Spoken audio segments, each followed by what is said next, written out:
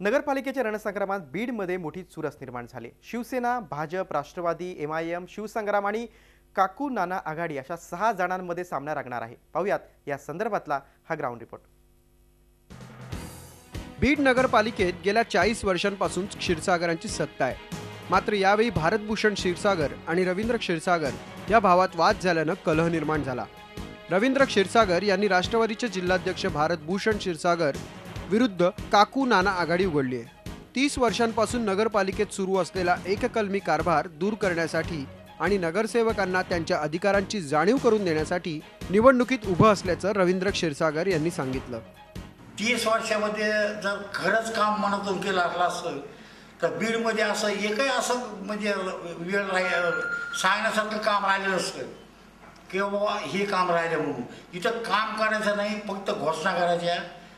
घोषणा करून काही होत नाही, काही मी उभा राहिले, मी 5 वर्षात काय करतो, काय करणार आहे, माझ्याबरोबर टीम चांगली बरोबर आहे आणि त्या ह्याच्यावर आम्ही निवडणुकीला समोर चाललो। बीडमध्ये स्वच्छता, पाणी, वीज या मूलभूत सोयी सुविधा नाहीत। कचऱ्याचा प्रश्न कायम आहे। लोकांना भ्रष्टाचार मुक्त प्रशासन देण्यासाठी आम्ही मैदानात उतरल्याचं शिवसेनेनं म्हटलंय। नगरपालिका शिवसेना स्वतःच्या ताकदीवर आम्ही या ठिकाणी निवडणूक लढायला आता तयार आहे आणि कामाला लागलेलो आहे। आणि या 6 नगरपालिकेत आम्ही 6 नगराध्यक्षाचे उमेदवार उभा करणार आहे आणि सर्व नगरसेवक त्या ठिकाणी उभा करून शिवसेनेच्या माध्यमातून उद्धव साहेबांच्या आदेशानुसार या ठिकाणी बीड जिल्ह्यात शिवसेनेच्या ताकदीवर आम्ही या ठिकाणी लढायला आज तयार आहोत। शिवसंग्रामनं विनायक मेटे यांच्या नेतृत्वात हरित बीड, स्मार्ट बीड ची संकल्पना घेऊन मैदानात उडी घेतली आहे। भ्रष्टाचार मुक्त बीड पालिका करण्यासाठी आणि क्षीरसागर मुक्त बीड करण्यासाठी आमचा लढा असल्याचं शिवसंग्रामनं म्हटलंय।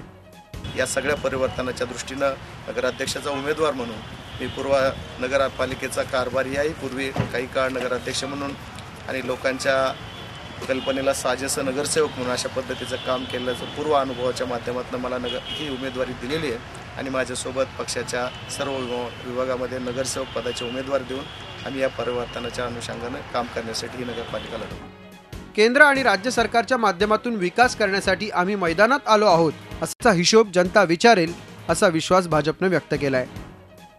तर बीडमध्ये मुस्लिम मतदार निर्णायक असून आमच्या पाठीशी हे मतदान असेल असा विश्वास एमआयएमने व्यक्त केलाय।